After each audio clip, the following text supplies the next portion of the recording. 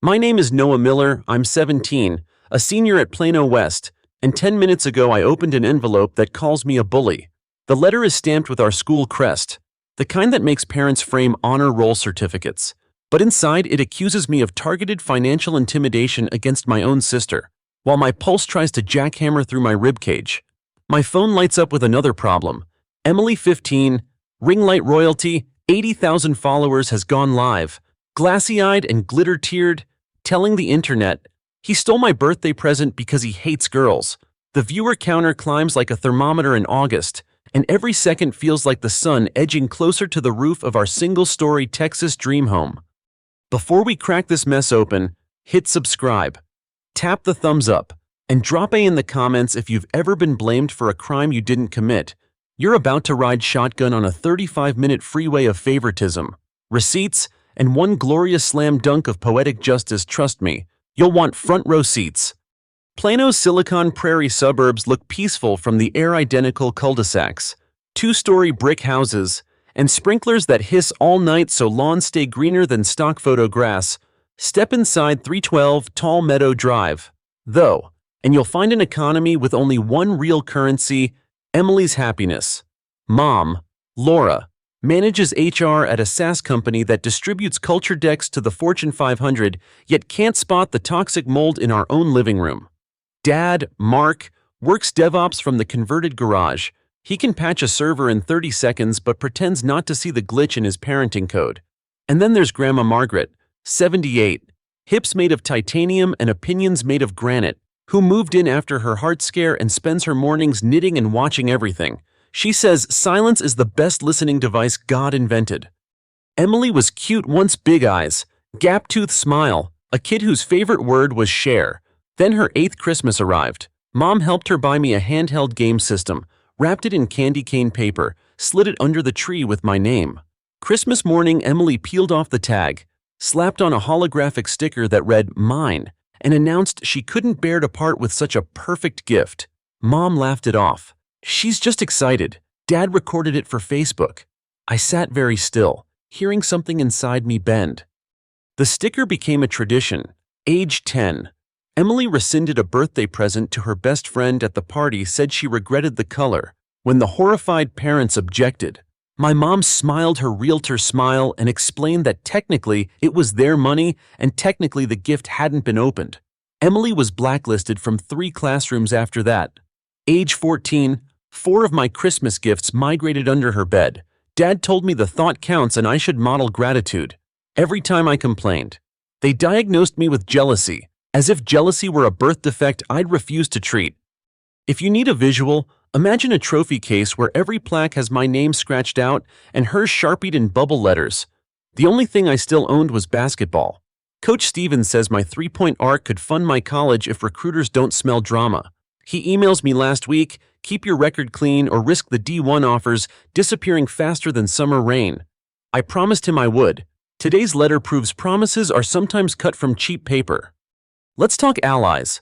Joshua Reed sits beside me in robotics and believes injustice deserves Wi-Fi. He watched Emily try to grab the new RPG I bought with barista wages and filmed the whole scene on Snapchat. Emily lunging, sticker poised, me locking the game behind my back.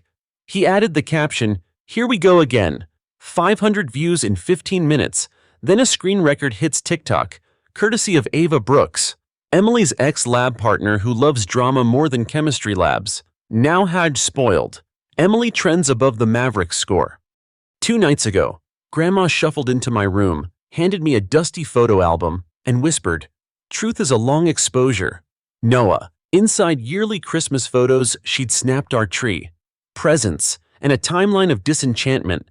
8-year-old Emily hugging my console, 10-year-old Emily clutching the repossessed friendship gift, last year's empty spot where my presents used to stack. Grandma dated each shot in ballpoint pen like a forensic tech in a Christmas sweater. I didn't know whether to laugh or throw up. Instead, I kept scrolling until the pattern stopped being surprising and started being proof. Now I'm sitting at my desk, letter on one side, phone on the other, and the chasm between them is measured in scholarship dollars. If the school slaps me with a bully tag, coach's warning becomes prophecy. I close my eyes, The air tastes like dust and peppermint from the candle Emily borrowed off my shelf. My fingers drum the desk, tat tat tat, the same rhythm as a basketball echoing on an empty court after dark. I remind myself that courts, whether hardwood or legal, respect evidence. I have a photo album, a shoebox of glitter stickers I pried off stolen gifts, and a video gone viral for good measure. What I don't have is time. The disciplinary hearing is tomorrow at 3 p.m., and if I walk in empty-handed, the narrative hardens like Texas clay in July. Mom knocks, doesn't wait for permission, and slips inside holding her phone like a sheriff brandishing a warrant. "We need to talk about your attitude before the meeting," she says, voice honeyed but eyes razor-sharp. Behind her, Dad hovers, shoulders hunched, blue light from his tablet painting him ghostly. I picture Emily downstairs refreshing her feed, letting sympathy hearts float across a screen while I calculate how many hearts I'll lose if this spirals. Mom starts lecturing about family unity. Dad chimes in about empathy. Neither uses the word favoritism. My heartbeat climbs the bleachers of my chest, and I taste the metallic memory of silence I swallowed for 9 years. I stand, reach for the album on my bed, and feel the weight of Grandma's quiet faith press into my palm. "I'll bring unity," I say evenly, "but I'm bringing the truth, too." Mom blinks like the overhead LED flickered. Dad's tablet dings with another notification from Emily's live chat. They leave, unconvinced, and I drop back into the chair, sliding Joshua's still pinging group chat aside to open a blank document titled Defense, top of page Exhibit A, sticker count 12. My cursor blinks, impatient. In 12 hours, I'll face a room where reputations calcify, and I intend to walk out intact, somewhere below. A dryer buzzes, somewhere above. Margaret's floorboard creaks. I stretch my fingers, hear knuckles pop like tip-off, and start typing every theft, every date, every witness. The first sentence scores the silence like a needle on vinyl, and the story that's been smothered under glitter begins to breathe. Sunrise crawls over Plano in sherbet streaks, but inside our kitchen, the light feels fluorescent and sour. Mom scrambles egg whites with a smile stretched so thin the corners tremble. Dad scrolls through his tablet pretending ESPN headlines are louder than the phone that keeps buzzing beside Emily's untouched oatmeal. She's dressed for the hearing like it's prom prep pearl clips, dewy highlighter, a loose sweater that says "be kind." Yet every few seconds she checks her follower count and flinches when the number drops, as if kindness itself were leaking through the screen. And the silence thickens until the fridge motor kicks on and I realize no one has spoken my name. Only the meeting in the same tone Texans use for tornado warnings that hover without touching down, ready to shred roofs if the wind twitches north. I push back from the table, chair legs screeching a verdict, and Mom's knuckles whiten around the spatula because the real storm is waiting in a conference room 3 hours from now. In the driveway, Coach Stevens' text pings loud as a referee's whistle. Scouts confirmed for Friday. Any disciplinary mark kills the invite. Miller, keep your lane clean. And the words peel a cold strip down my spine.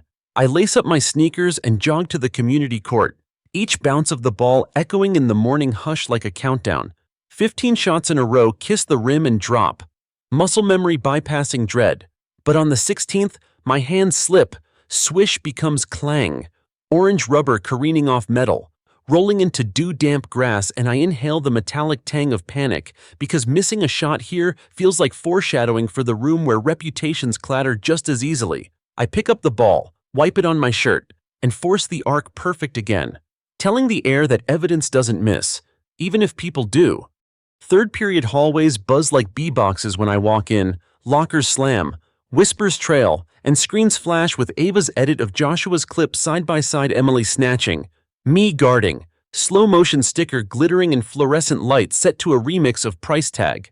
Some students nod at me with thumbs-up solidarity, others stare like I'm radioactive, and one freshman mutters, "That's the bully," as though expecting horns.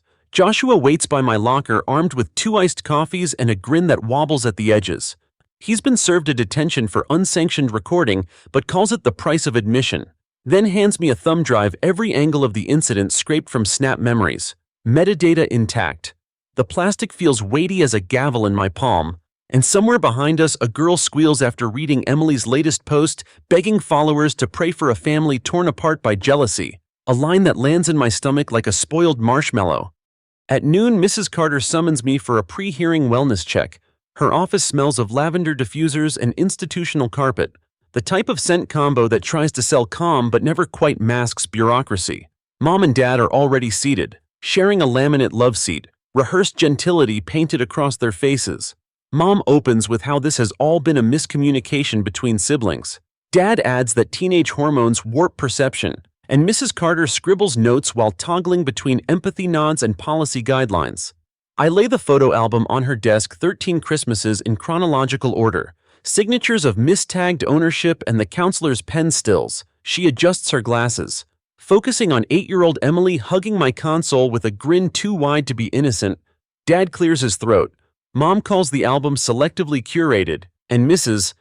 Carter murmurs that the board will weigh all documentation impartially, but the tightness creeping into her voice suggests the impartiality needle just leaned east. The bell rings and doors open down the hall, and that's when Grandma Margaret rounds the corner, cheeks pink from the cold, gripping a canvas tote bulging with more photo sleeves and something that clinks like a jar. She nods at me, imperious as a magistrate, then addresses my parents with a calm so sharp it cuts. Equal love does not require equal denial. Mom's jaw snaps shut. Dad finds sudden fascination with the floor tiles. Mrs. Carter schedules Grandma as an official witness, her pen now moving fast enough to squeak. As we exit, Grandma slips a peppermint into my hand, whispers, "Sugar steadies the nerves," and I tuck it into my pocket like a talisman that smells faintly of determination and wintergreen. In the corridor outside the media center, Emily appears, flanked by 2 friends who radiate ring-light confidence. She clutches a gift bag patterned with gold stars and says, "I brought the controller you wanted. Let's end this stupid drama." The bag rustles like truce paper, but her eyes glitter with the same hunger that fueled every sticker swap. And I realize she's auditioning for leniency, not offering contrition.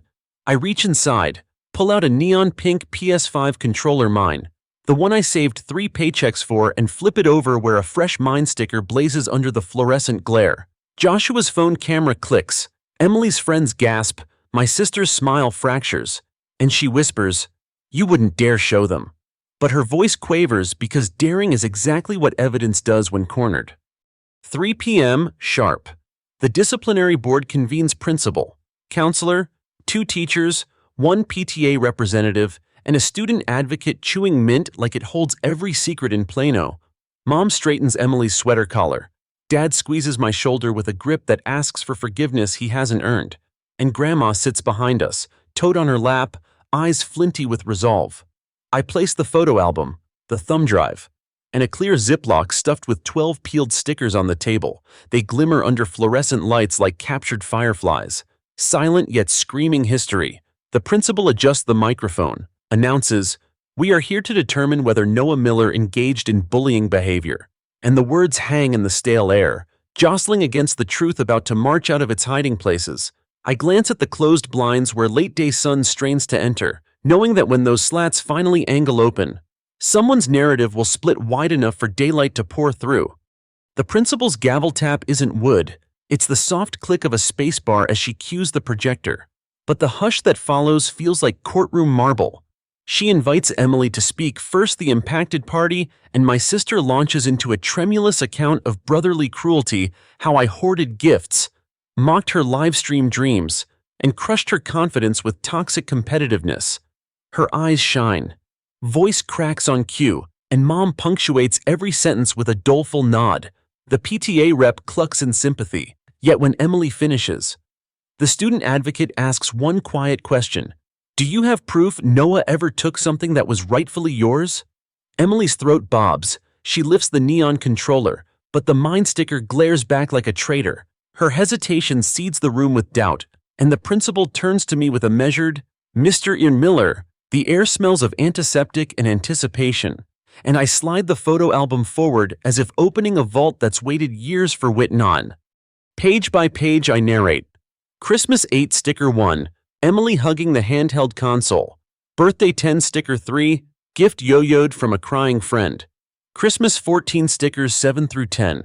4 boxes gone before I could tear the wrapping. Each photograph frozen in Margaret's shaky but undeniable penmanship dates. Times, witnesses. Mom interrupts. insisting childhood snapshots lack context. But Mrs. Carter reminds her the board will determine relevance. I tap the final page, last week's shot of the PS5 controller still in its Amazon foam. Time-stamped 1 hour before Emily's gift reveal. The room exhales as if someone opened a pressure valve, and I place the ziplock of peeled stickers beside the album, 12 glittering confessions that need no captions. The principal leans forward, studying the evidence so long the clock's second hand seems to stall, and my pulse syncs with that ticking as if fate has chosen a metronome. Joshua steps up next, thumb drive ready. The projector flickers, hallway footage fills the screen. Emily lunges, I shield, sticker flashes, the clip loops in slow motion, and every repetition scrapes varnish off her polished narrative. Then Joshua overlays metadata: date, time, device signature proof the recording is unaltered. The PTA rep's earlier sympathy melts into tight-lipped neutrality. Coach Stevens, granted observer status, shifts his weight but says nothing. Though his crossed arms loosen a notch, Emily's friends exchange looks. One silently mouths, delete your post, but the principal is already asking Emily whether she wants to rebut the footage. She shakes her head, tears brimming now without the gloss of performance, and for the first time since 8th grade, her silence is louder than my accusations. Grandma Margaret clears her throat, a sound like gravel poured slow, and produces the tote's secret cargo, a mason jar filled with folded papers. She unscrews the lid, pours the slips onto the table. They are receipts, each stapled to a tiny square of glitter sticker evidence she collected every time she witnessed a grab and claim. Equal love is honest love, she says, voice thin yet unwavering. I warned my daughter once.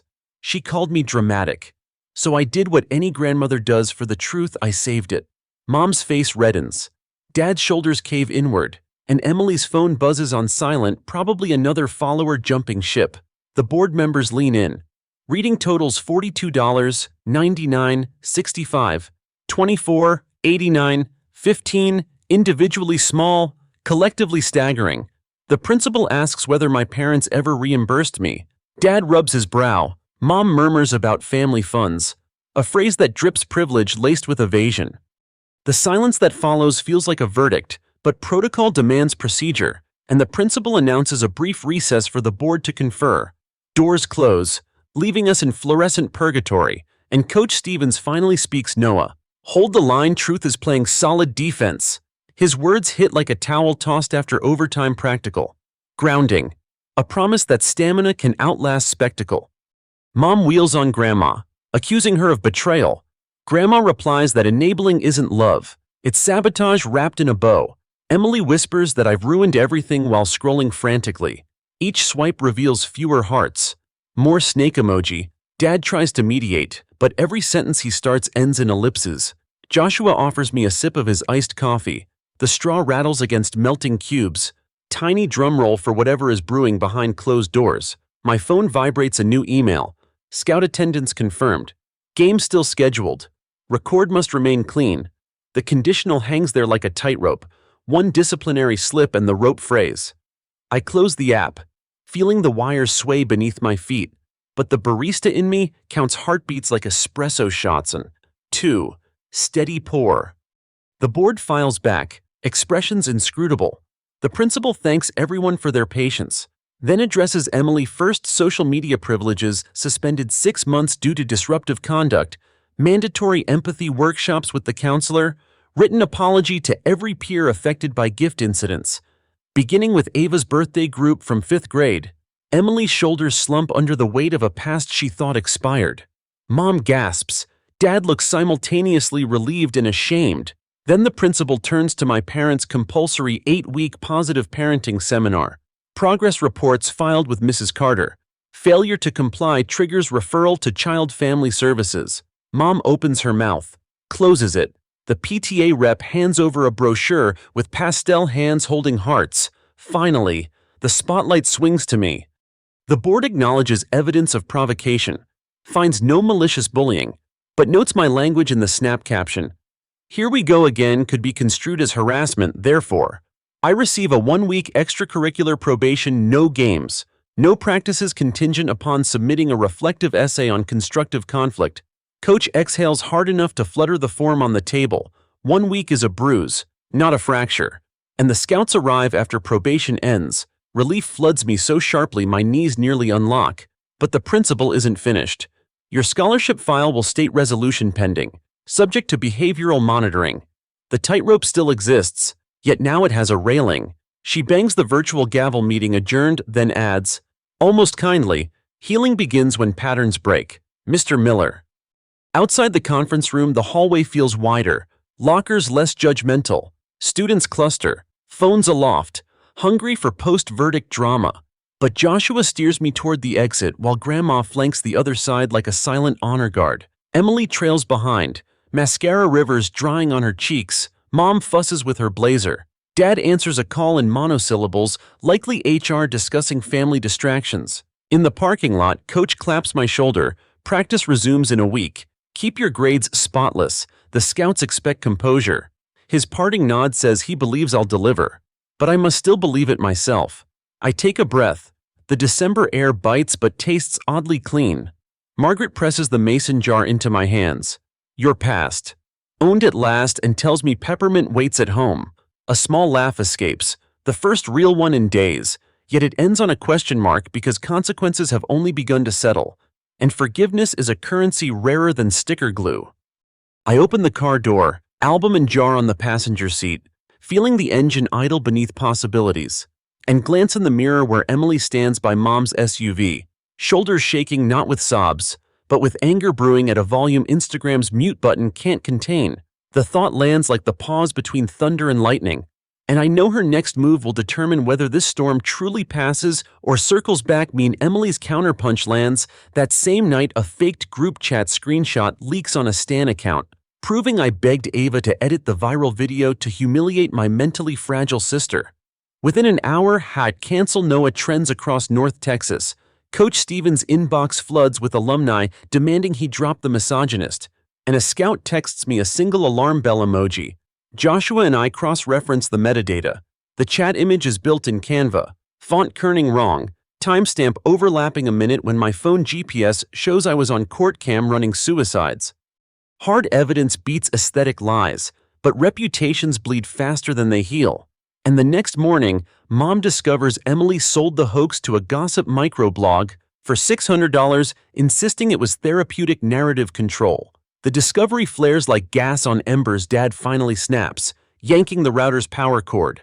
But Emily's followers migrate to cellular and the hashtag keeps climbing, which means my scholarship still dangles over a bonfire as I dial Joshua with an idea that tastes equal parts desperation and design. Set. Phase 1. We build a timeline dossier, every real location, ping from Life 360, every practice live stream, every cafeteria camera angle, and lace it against the forged screenshots, highlighting impossibilities in neon yellow. Phase 2, Grandma Margaret, wielding the moral gravitas of a Presbyterian deacon, schedules a Zoom with Coach and the University Scout panel, presenting the dossier alongside a sworn affidavit from our district's IT director, her bridge partner verifying the fabrication. Phase 3, Joshua's older brother Calvin, a sophomore journalism major with a campus radio slot, offers airtime for a long-form interview. No cuts, no clickbait. He promises giving us a platform Emily can't remix without copyright strikes. The plan is bold, maybe reckless, but one clean broadcast could drown 1,000 retweets. And when Grandma nods approval, peppermint between her teeth, I feel the playbook lock into place like laces before tip-off. Execution begins at 6 p.m. Thursday. Calvin's dorm studio smells of ramen and ambition, and the on-air light flickers crimson while I lay out sticker history, album photos, the forged chat's forensic autopsy, and finally read Coach's integrity clause verbatim into the mic. Grandma punctuates with a quiet declaration, enabling is abuse-wearing perfume, and the line slices Twitter's night feed like a flare. Listeners clip it, quote it, launch hashtag perfume, abuse trending 10 slots higher than hashtag cancel Noah by midnight. Emily fires back with a teary IG story, signal drops, reconnects, tears dry. Story deletes, then her buy me a coffee tips vanish as fast as they appear, and the gossip microblog posts a retraction so begrudging it feels like victory spelled through clenched teeth. Yet the scouts still haven't called. and silence from the decision-makers is more terrifying than outrage. At dawn Friday, coach texts, "Panel wants in-person proof." Noon practice, "Bring everything." Joshua and I sprint from class, dossier in hand, only to find Emily already in the gym lobby flanked by Mom and a ring light tripod. She's prepared a public apology livestream, hoping contrition on camera will rewrite the scoreboard before we show the receipts. Mom whispers that family unity demands I accept the apology without conditions. My laughter echoes off trophy cases. Unity bought on clearance isn't unity, and I walk past them. Straight to mid-court where 5 scouts sit stone-faced beside coach. The dossier lands on a folding table with a thud. Calvin's uncut audio plays over the PA. Emily's forged screenshot dissolves under zoomed pixels and GPS pings. Grandma's affidavit, notarized and triple copied, closes the exhibit. Coach folds his arms. Scouts murmur. And Emily's ring light flicks off as if sensing the narrative's power outage. One scout finally stands, extends a hand, says, "Clean follow-through under pressure on and off court," and relief slams into my ribs so hard I nearly miss his next words. "Offer letter arrives Monday. Contingent only on grades." I nod. Air too thick for speech. But the victory pulse lasts a beat before I glance at Emily face blank. Eyes calculating and know the game isn't over until consequences whistle her off the floor. A moment hanging just beyond the gym doors where Monday rolls in glazed with sleet, turning Plano streets into dull mirrors. And the disciplinary board reconvenes before first bell because forgery has nudged this saga from sibling spat to academic integrity case. Emily arrives wearing yesterday's apology sweater, but her ring light stays dark. School Wi-Fi revoked pending investigation, while Mom's briefcase bulges with half-printed legal articles about cyber defamation that crumble the moment Principal Lopez explains Canva metadata is not protected speech. Grandma sits in the back row knitting a peppermint-striped scarf as if justice needs accessorizing. The IT director walks the room through layer masks and overlay artifacts. Every slide tightens the coil around Emily's narrative until the final image, a GPS pin of my phone sprinting suicides while her forged chat allegedly happened, pops on screen like a gavel. The board votes 2-week suspension for Emily. Formal note on her record. Mandated 6-month social media detox monitored by the district's digital citizenship program. Mom must sign a reimbursement plan for every misappropriated purchase Margaret documented. Refusal triggers small claims court. Dad nods. Pen already poised. Mom hesitates. Mascara flickering. But the silence inside the conference room feels vacuum-sealed, and eventually ink meets paper. Emily's shoulders fall not in defeat but in hollow calculation, the way a player studies the scoreboard when the clock threatens to run out. Principal Lopez ends with a phrase that hums like a dial tone. Patterns break by choice or by consequence. Noah's pulse steadies as the room empties. Yet one glance at Emily's set jaw warns that consequences alone can't rewrite instinct. That evening, the Miller dining table holds tension thicker than the pot roast gravy. Dad places 4 empty plates, pauses, then sets a 5th for Grandma like punctuation. Emily's chair remains pushed back. She hovers by the doorway, suspension letter folded in her fist, branding her knuckles white. Noah reaches into his hoodie pocket, withdraws a small, gift-wrapped box. The paper plain craft. No bows, only a single sticker on top hand-drawn in Sharpie. Letters shaky but clear, ours. He slides it across the table without flourish. Emily frowns, suspicion warring with curiosity, but Grandma murmurs, "Open it, child," in a tone softer than flannel. Inside lies Noah's old handheld console, the first object ever sticker swapped, but its hard plastic now sports matching decals half say mine, half scratched out and rewritten. Share. Emily traces a finger over the edits. The silence between them feels like a gym echo after a final buzzer. Noah speaks. Voice gravel rough. "I don't hate you. I hate patterns. They end tonight. But boundaries stay." Mom's eyes brim.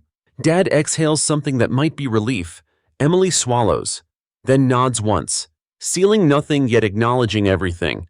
The pot roast cools. But for the first time in years, nobody complains about the temperature. 3 weeks later, winter sunlight catches on the University of Texas crest embossed across an envelope addressed to Noah. Inside, the scholarship offer shines full tuition, conditioned on academic maintenance and continued community sportsmanship. Coach Stevens snaps a celebratory photo. Joshua frames it in meme font. Clean follow-through, pays tuition and texts it to Noah, who laughs so hard he snorts latte foam at his barista shift. Meanwhile, Margaret finishes her peppermint scarf, donates the mason jar of receipts to Mrs. Carter's new Bias and Boundaries seminar as anonymous teaching material history embalmed for freshmen who think favoritism is harmless. Emily finishes suspension worksheets, meets weekly with the counselor, and at Grandma's insistence volunteers at the public library shelving returned books. Each spine a reminder stories change when pages actually turn. Mom and Dad attend positive parenting on Tuesday nights. Dad participates. Mom listens arms crossed. But by week 4, she hands Noah an uncashed birthday check labeled for something you pick no strings. Small steps, like jump shots from mid-court uncertain until they swish. The final scene comes late on a Friday. Gym lights dimmed except for a single spotlight over the free throw line. Noah bounces the ball twice. The echo rolls through empty bleachers. Familiar. Grounding. In the shadowed doorway, Emily appears, holding the patched-up handheld console. Without speaking, she sets it on the scorer's table, then raises a fresh ball, offers it. Noah nods. They trade passes in silence, clumsy, tentative until rhythm finds them and the thump of rubber becomes dialogue apology. Acceptance. Warning. After 20 passes, Emily pivots and sinks a shot off the glass. The ball swirls the net like a sigh, and she grins, not princess spoiled, just sister quick and breathless. Noah returns the smile, chest lighter than the gym air. Grandma's voice echoes in memory. Truth is a long exposure, and he realizes the photograph of this moment would show no stickers at all. Only 2 kids under fluorescent mercy rewriting the frame. If you've ridden every mile of this story, drop A or A in the comments to tell us which moment hit hardest. Remember, real family isn't measured by who gets the biggest slice of cake or the most glitter on a gift tag. It's measured by who learns when the scoreboard resets. To pass the ball back, hit subscribe for more tales where justice takes the shot, and yes, sometimes it banks in from way downtown. The court's yours now. Play fair, play loud, and I'll see you in the next game. Story 2. Have you ever woken up one day and realized your whole life had been spent cleaning up other people's messes? I have. My name is Megan Carter. I'm 32 and not long ago. I wasn't chasing dreams or living for myself. I was busy being the glue that held my family together, paying their bills, fixing problems they created, sacrificing every ounce of peace I had to keep them comfortable. But nothing could prepare me for the morning I woke up in a hospital bed, broken and bruised, only to learn they'd left for Italy using tickets I had paid for. No calls, no bedside visits, just a cold decision since the trip was prepaid. They went without me. That was the moment everything cracked wide open. The crash wasn't my rock bottom, it was my wake-up call. I saw my life for what it had become, an endless cycle of sacrificing and being taken for granted. I realized I had spent years waiting to be seen. I asked myself, what happens when the fixer stops fixing? That's when I decided this was my story to tell, not the one I'd ever expected, but the one I needed. I didn't start life as the responsible one. That title was assigned to me gradually, reluctantly, silently, and then all at once, while my friends in their early 30s posted weekend getaway selfies and celebrated promotions. I juggled a full-time digital branding job in Denver with utility bills, car repairs, even therapy fees for my older brother Ethan. I lived alone in a small apartment, but every paycheck stretched to cover my parents' bills and bailouts. Ethan had lost his job a year earlier. He slid into anxiety, then anger. My parents called it a rough patch. I called it exhausting. Every week, the same script, mom's sweet voice. Honey, Ethan's therapist bill came in. I wouldn't ask if it wasn't important.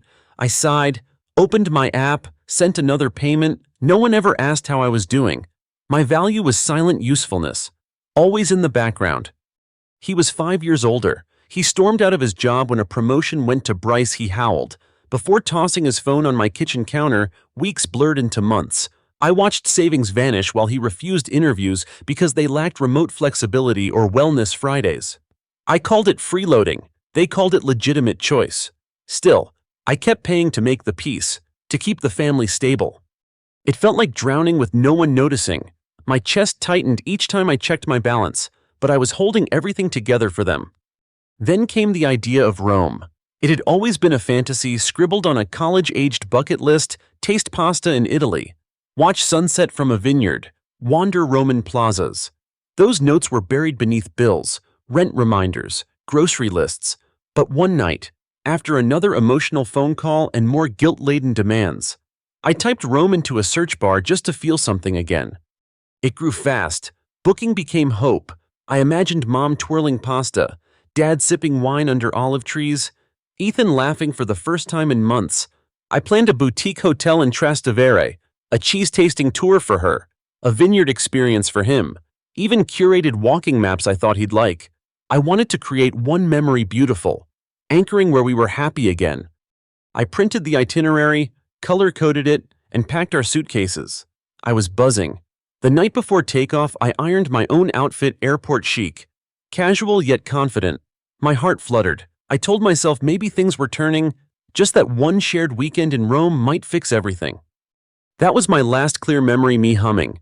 Driving downtown to one final client meeting, the green light, a flash, a crash, and then nothing. I woke to sirens. I felt nothing. A stranger's hand gripping my wrist. I wanted to ask what happened, but my voice failed me. Next thing, the hospital ceiling. A harsh glow, a monitor's steady beep, my ribs seared with pain with every breath. "You're lucky," a nurse whispered. "It was a bad one, but you're going to heal."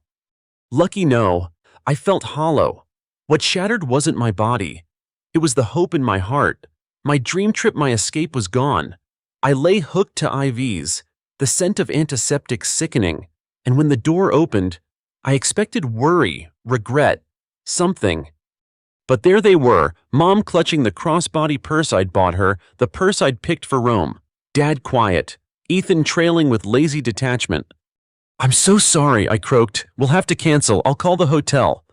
Mom smiled that tight smile. "Oh, sweetie, don't worry. Since you can't travel, we decided to go without you. Trips booked."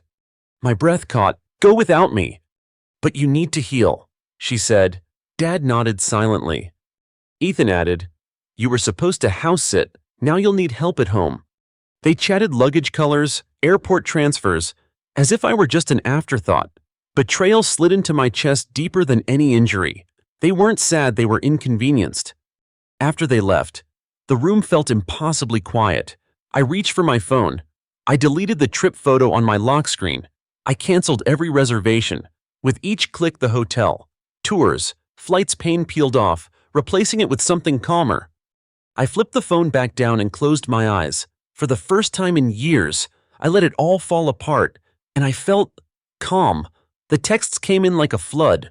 Calls, voicemails, even emails with the subject line, "Urgent, please respond." By the second morning, I had 32 missed calls and 15 new messages. I grabbed a pen from the nightstand and started making tally marks on a napkin. Calls, texts, voicemails. At first, it was a joke. Then it became something else. Proof that they only chased me when they needed something. Ethan's first voicemail was full of righteous indignation. "This is petty. Megan, we're stranded. You seriously messed this up." Then came Mom, "Megan, we're heartbroken. After all we've done for you." Dad's messages were less frequent, but always loud. "Fix this. Your mother's in tears." But this time the guilt didn't stick. Instead, something surprising happened. The door creaked open mid-afternoon, and in walked Claire from accounting. She held up a real coffee cup like it was a trophy. "You didn't think we'd let you survive on hospital coffee, did you?" She smiled.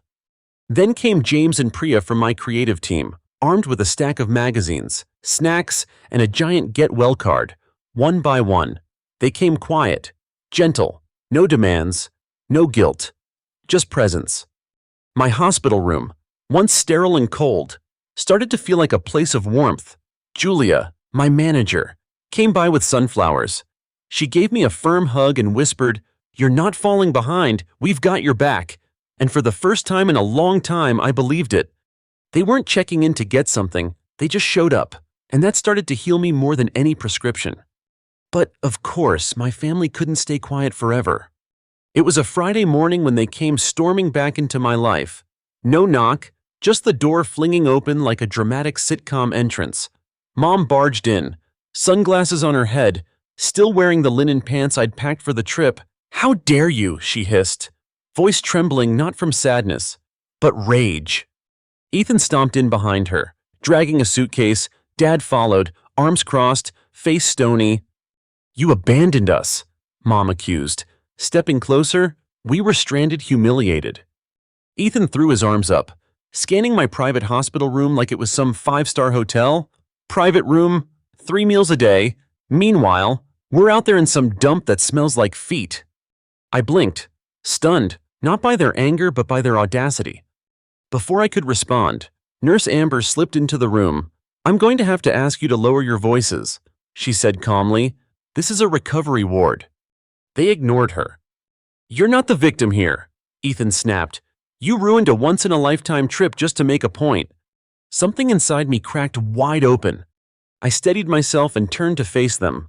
My legs trembled, but my voice didn't. "No," I said, voice low but firm. "Let's talk about ruining things." The room went still. "For the past year, I paid your bills, covered the mortgage, paid for Ethan's therapy, took freelance gigs just to make sure you didn't drown. And when I planned something for us, you walked out the second I couldn't carry you anymore." Mom opened her mouth to speak. I raised a hand. "I got hit by a car, needed surgery, could have died. And what did you do? You left. Packed your bags and left like I was nothing more than a travel agent." Ethan's cheeks flushed. Dad looked away. Mom, defensive to the end, muttered, "We didn't know if you'd still be able to travel. We thought it was better to go while everything was still usable." Usable. That word hit harder than the crash. Without breaking eye contact, I reached for the nurse's call button. "Yes," Megan came the voice over the speaker. "Could you send security, please?" I asked calmly.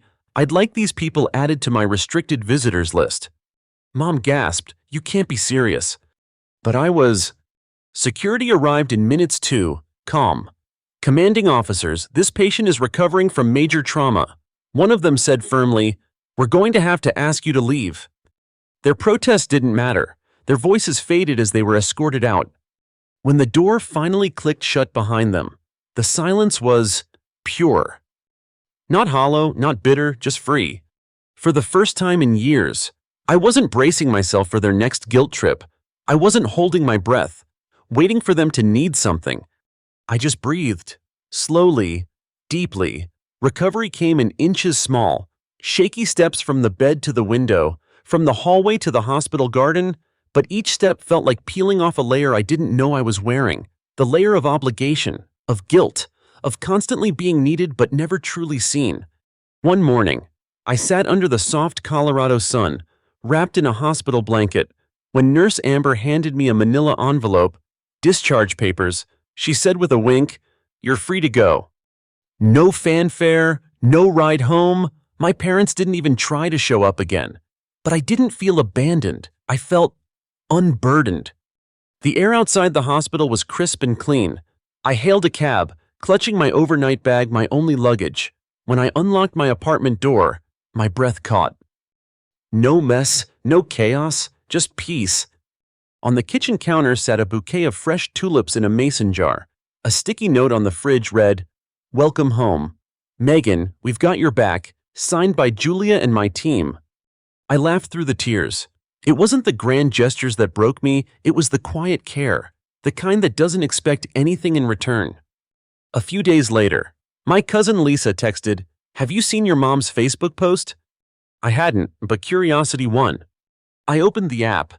There it was, a long winding post, complete with a filtered photo of her in front of the Coliseum, arms crossed, face solemn. "We've done everything for our daughter, supported her through tough times, and she turned on us in our greatest hour of need. Some people are just ungrateful." What she didn't expect. The comments? "Lisa, you left Megan in a hospital bed to sip wine in Rome. Don't twist it." Others chimed in, "Wait, what, you abandoned her? She planned that whole trip and you went without her." One by one, the truth unfolded. By the next morning, the post had vanished. I didn't respond. I didn't have to. Instead, I focused on getting stronger. I started working part-time, easing back into the rhythm of the office.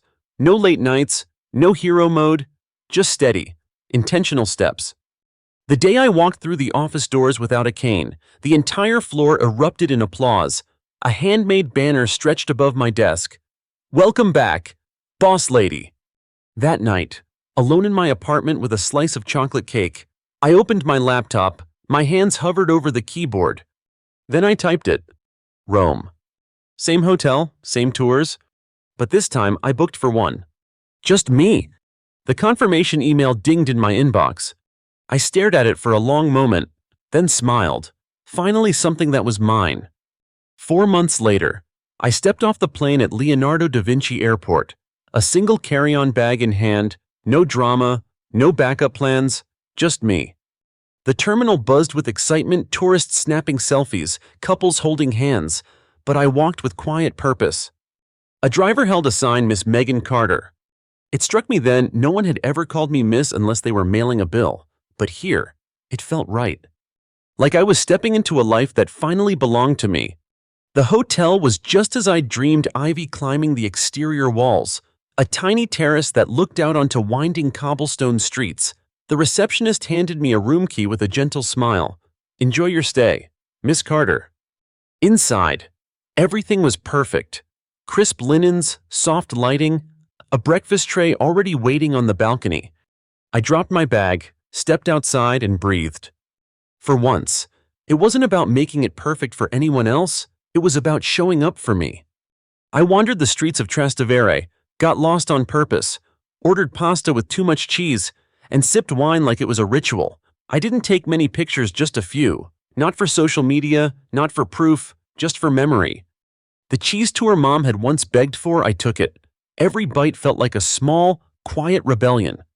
I stood under the sun in a vineyard, toes in the grass, breathing in the stillness. For the first time in years, I didn't feel lonely, I felt free.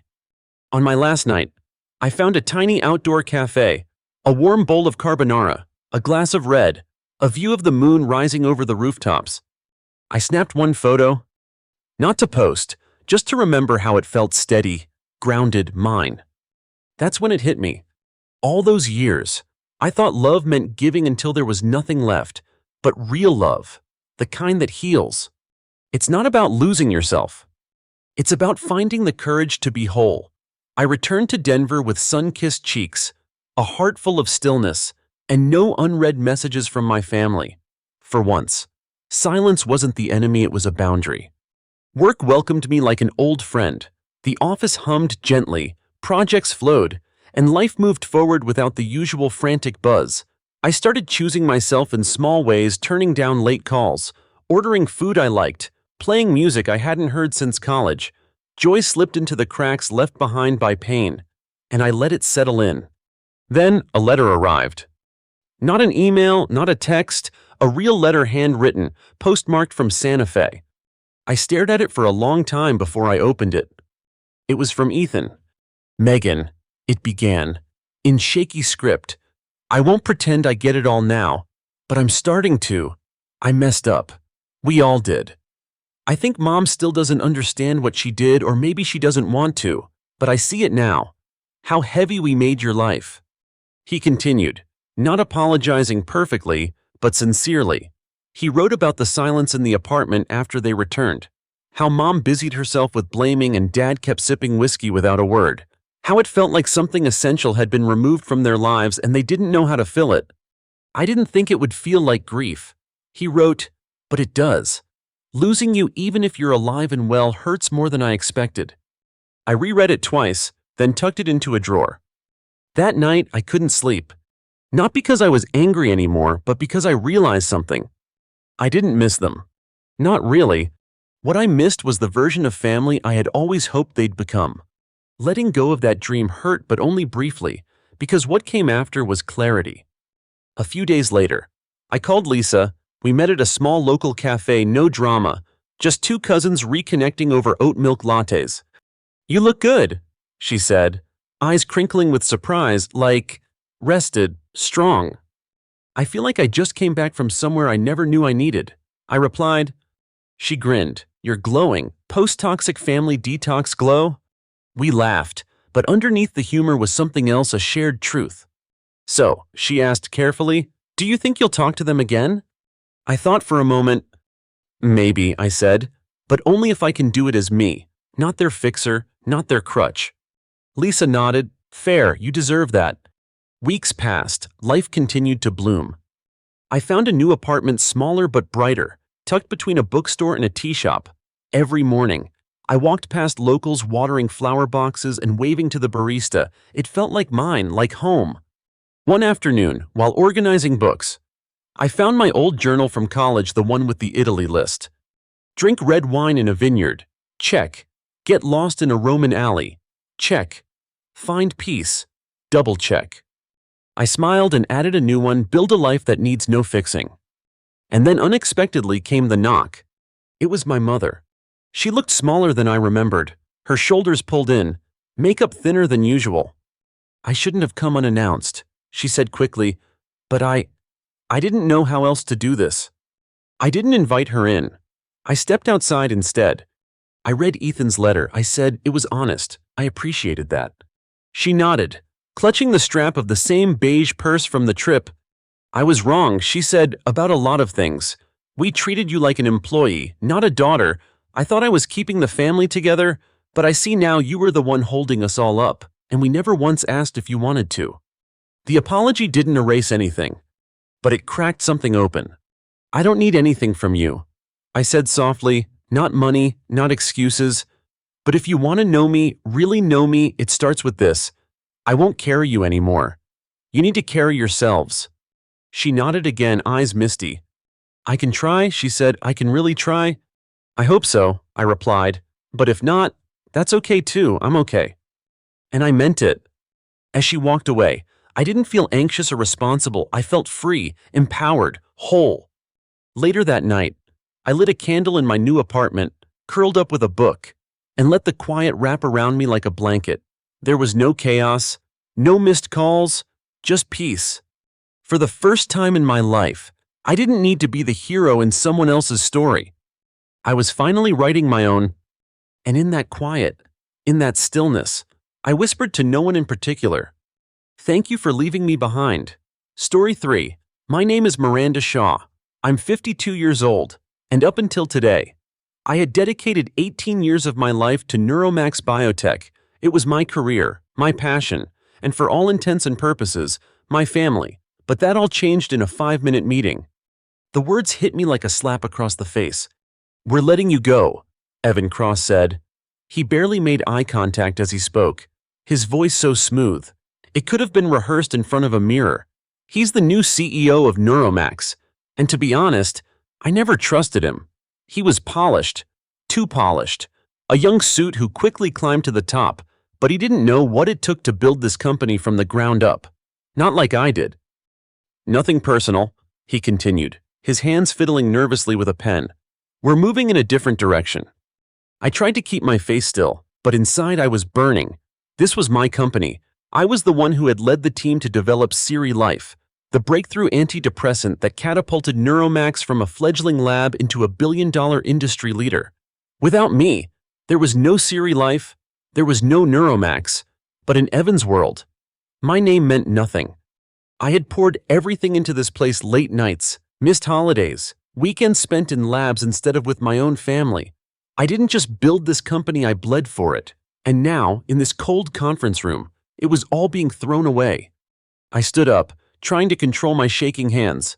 Best of luck, I said, my voice steady even though my chest felt like it might collapse. I turned and walked out without another word. As I left the room, I felt a strange mix of calm and rage. The hallway was quiet. I could hear the faint whispers from the office doors I passed, colleagues peeking out, probably trying to figure out what had just happened. This was it. This was the moment I had been anticipating for months, and now I couldn't help but feel the weight of it all. I walked to my office in silence, each step deliberate, almost robotic. Inside, I took a deep breath and looked around. This space, the place I had spent almost 2 decades building, was suddenly someone else's. There was the plaque commemorating the FDA approval of Siri Life. My proudest achievement, the photographs of my team, the research journals, all of it felt distant now, like someone else's memories. I gently packed my things, one box at a time, my framed diploma, a few personal items. Then James, my senior researcher, appeared in the doorway. Miranda, I just heard this can't be happening. I looked up and forced a smile.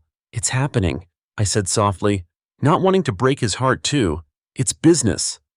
He hesitated, looking like he might burst into tears. Without you, there is no Siri life, he whispered. I nodded, grabbing one last photo of the team from the wall. Keep the work going. James, the science matters more than the politics. As I left the office for the last time, I could barely feel my legs. My mind was spinning, but there was one thing I knew for sure: I wasn't done. Not by a long shot. I drove home in silence, the boxes rattling in the back seat. The reality of what had happened slowly sunk in, but I refused to let it break me. I had already prepared for this moment. At home, I sat in my small study, staring at the boxes of belongings I had just brought in. Sophie Grant. Her name appeared on my screen as a new message popped up. Ready when you are. For the first time in months, I felt a flicker of hope. Sophie was my lawyer, a sharp, no-nonsense IP lawyer who I trusted implicitly. She was the one who had helped me develop a plan for this exact scenario. I opened the message. It's done. Sophie wrote, the patent application is submitted. I leaned back in my chair, staring at the ceiling. Relief washed over me, but the guilt was there, too. Mixed with quiet determination, this wasn't over. Not by a long shot. The next morning, I woke early, the quiet of my empty house giving me a strange sense of peace. For the first time in nearly 2 decades, I was free from the constant emails, meetings, and deadlines that had once consumed my every waking moment. But the freedom felt hollow, like standing at the edge of a precipice, unsure of what the next step might bring. I brewed my coffee. Savoring the simplicity of the moment, the sun was just starting to rise, casting a soft glow across the empty street outside my window. I should have felt relieved, but instead, my mind was racing. Evan Cross had made his move, and now it was time for mine. I sat by the window, sipping the hot coffee, trying to gather my thoughts. The entire corporate world had been built on greed, power, and control. At least that's what it felt like. For all the long hours I had poured into Neuromax, all the sacrifices I had made, it was clear now that none of it mattered to Evan and the board. They saw me as disposable, just another cog in their machine. But what they didn't realize was that I was no longer playing their game. I was rewriting the rules. I pulled up my laptop, opening files that had been saved on my personal drive, not company servers. I knew better than that.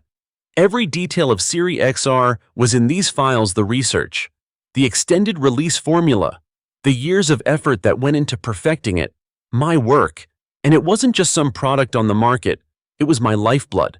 The potential it had to change the lives of millions of people, it was all right here.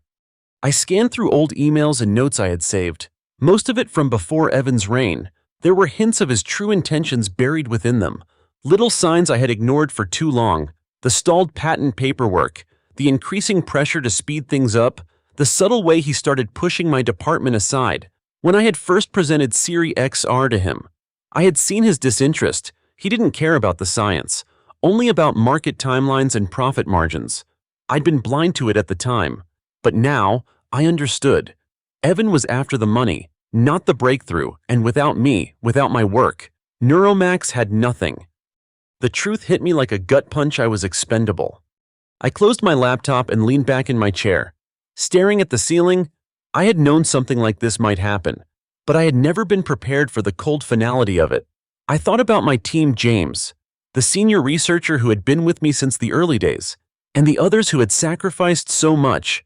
I had always believed in loyalty, but I had learned the hard way that loyalty meant nothing when people saw you as a tool to be used and discarded. But this wasn't the end, not for me.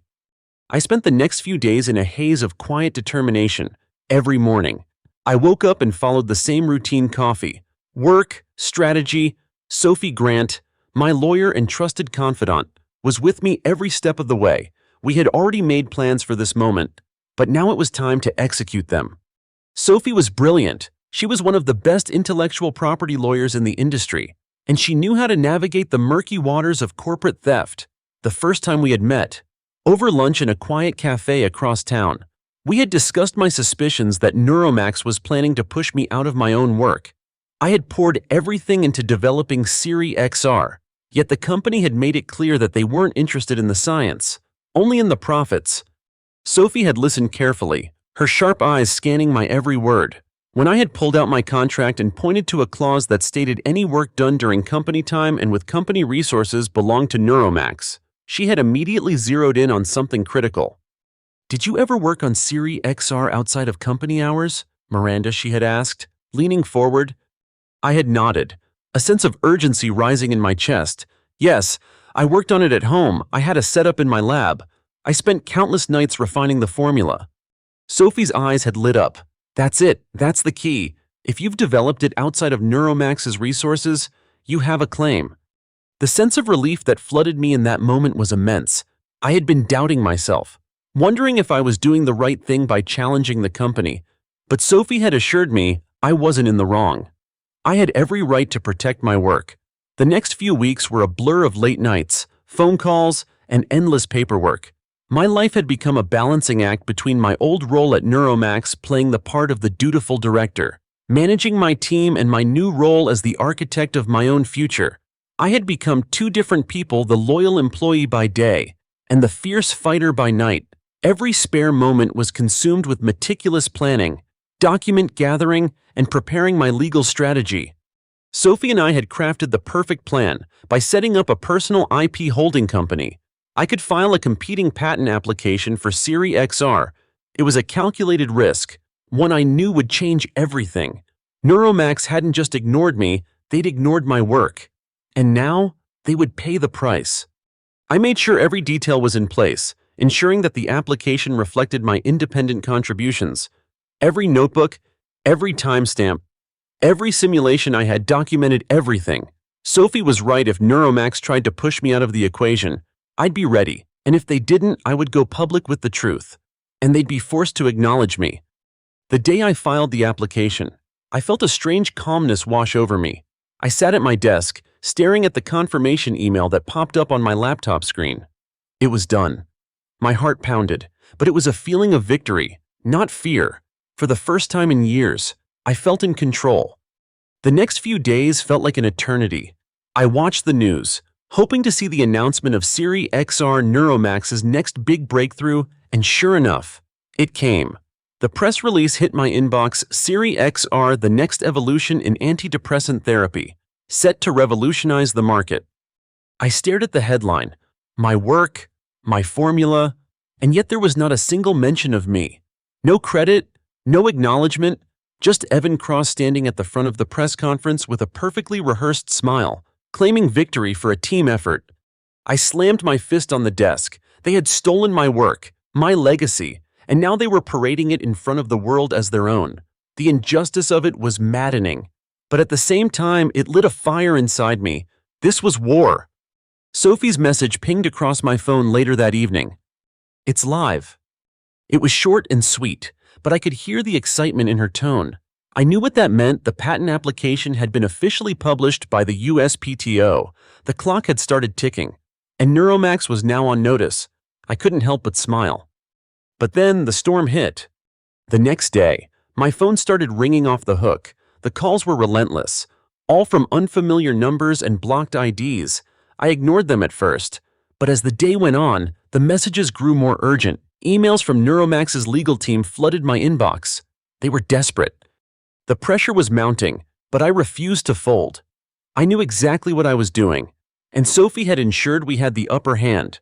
Neuromax could try to bury the truth, but the fact was now out there. They were scrambling. Then the press picked up the story. Patent twist. Former Neuromax research head files. Competing claim on Siri XR.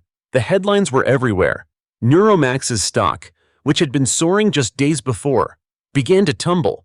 Investors were panicking. The market didn't like uncertainty, and they didn't like being misled. It felt surreal. Watching from the comfort of my living room as the storm I had been waiting for unfolded, they had underestimated me. Now it was their turn to face the consequences. Sophie called again that afternoon, her voice buzzing with excitement. "They're panicking," she said. "They're accusing you of stealing company IP, but their statement is full of holes. This is shaky at best." I couldn't help but chuckle. Of course they would try to pin the blame on me, but Sophie was right. They had no case. I had the evidence. They'll probably offer you a quick settlement, she continued. But we have the leverage now. 3 different pharma companies have already reached out. They're interested in licensing Series XR.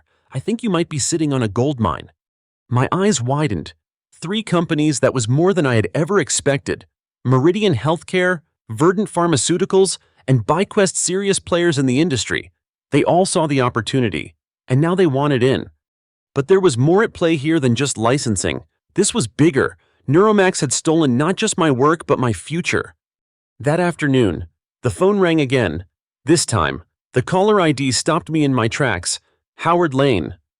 Howard was the original CEO of Neuromax, the man who had hired me fresh out of grad school, the one who had watched the company grow from a scrappy startup to the biotech giant it was today. He had retired a few years ago, replaced by Evan Cross. Miranda. Howard's gruff voice came through the receiver. I've been watching the news. Hell of a situation you've stirred up. I smiled faintly. Wasn't my first choice, but here we are. I always told them. Howard chuckled. Undervalue your best people, and it'll come back to bite you. I didn't expect them to learn that lesson this hard. I took a deep breath, then asked, is this an official call? Let's call it exploratory. Howard replied, the board's in crisis mode. They want to know if there's a path back. I raised an eyebrow. Even though he couldn't see me, that depends.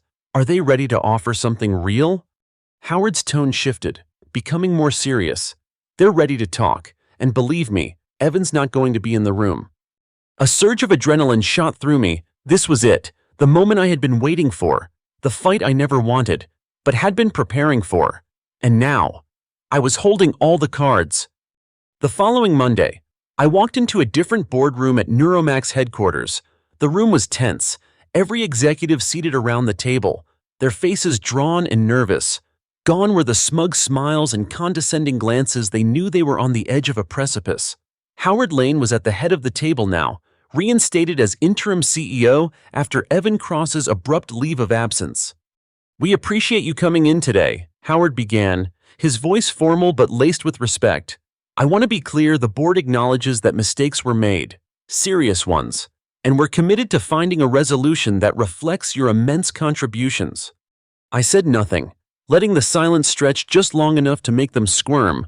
Sophie, who sat by my side, broke the silence smoothly. We're here to listen. But let's be upfront, any agreement must include substantial terms that protect Dr. Shaw's interests. One of the lawyers across the table cleared their throat and began outlining their offer: reinstatement as senior director, a generous signing bonus, and full credit for Series XR moving forward.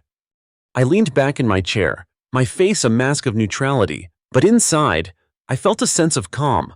This wasn't just about Series XR anymore. It was about control, about respect. I had the leverage now, and they knew it. I leaned forward, my voice calm but edged with steel. That's a start, I said, but it doesn't address the fundamental issue: trust.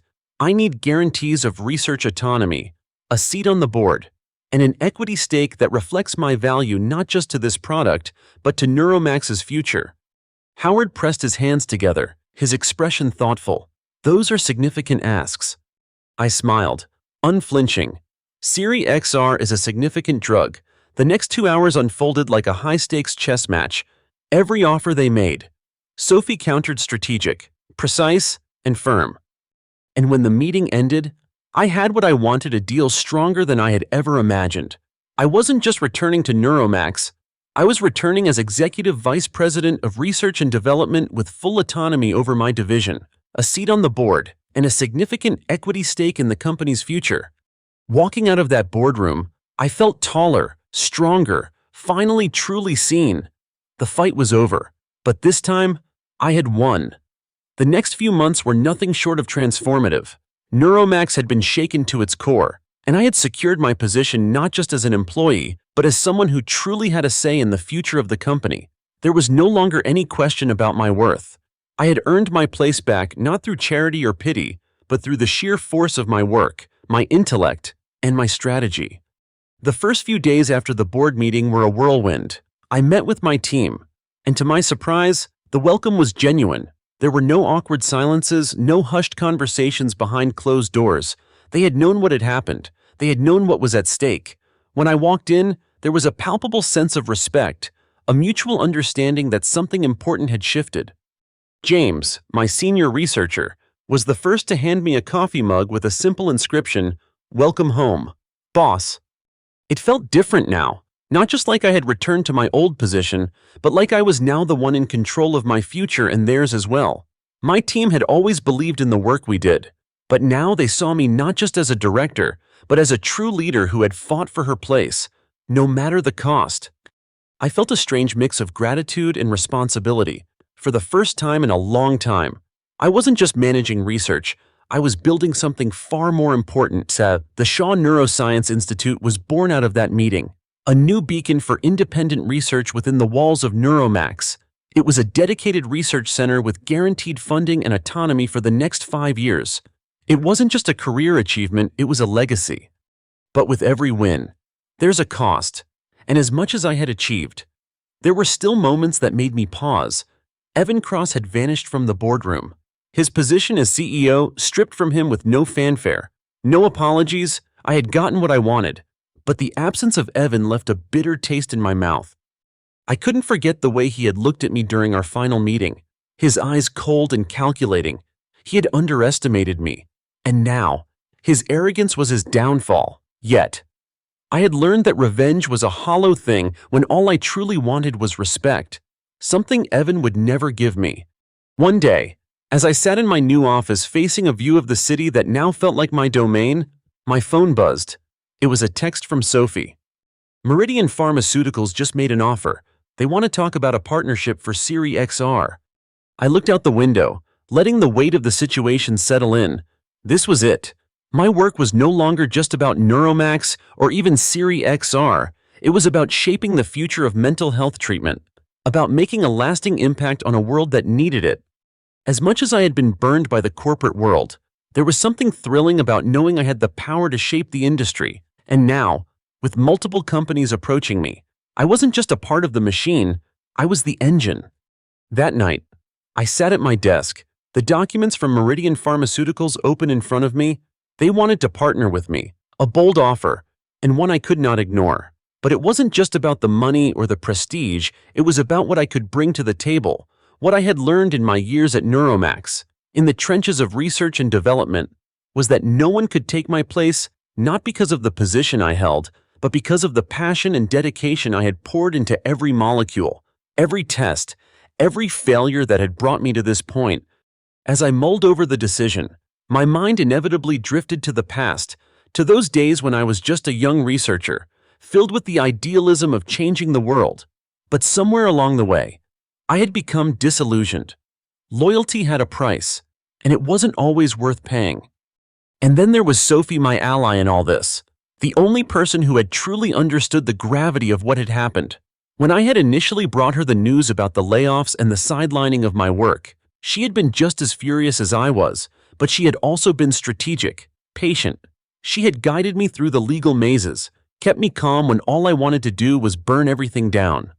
"We've got this," Sophie had said when I had doubts. "You've always known how to win. Now it's time to make them regret underestimating you." She had been right. Every step I had taken, every piece of strategy I had built, was leading me here at the center of an industry I had once been a small part of, but now held the keys to change. But there were still things left to resolve. My relationship with my parents had become strained since my departure from Neuromax. They didn't understand why I'd fought so hard, why I'd pushed back instead of taking the comfortable route. They still saw me as the child who just wanted to fit in, to play by the rules. I hadn't spoken to them in weeks. The silence had become a wall, built brick by brick. It wasn't just about Series XR anymore. It was about trust, about fairness, about them always favoring Evan over me. One evening, a voicemail from my mother popped up on my phone. I stared at it for a long moment, hesitating. Finally, I clicked play. "Miranda, it's Mom. I know we haven't talked in a while. I just wanted to say, I'm proud of you. I see what you've built. And maybe I didn't understand it all at first, but I do now. I hope you're doing well, and I hope we can talk soon." Her words hit me like a punch in the stomach. I hadn't expected an apology, hell. I hadn't expected her to ever acknowledge the pain I had gone through, but there it was. And in that moment, I realized something important. This wasn't about me proving my worth to them anymore. This was about me standing on my own, knowing my worth without anyone else's validation. The next morning, I got up early. The air felt fresh, like the beginning of something new. I picked up the phone and texted Sophie. "I'm ready to take the meeting with Meridian." Her reply came quickly. "Good. They won't know what hit them." As I prepared for the meeting, I thought about how far I had come from the hours spent in the lab, fighting for my ideas to be heard, to the boardroom where I had fought not just for my future, but for the future of an entire industry. This was my moment, my victory. I had played the game, not just with the cards I was dealt, but with the ones I had built for myself. And now, I was about to change the game forever. The meeting with Meridian Pharmaceuticals was nothing short of a spectacle.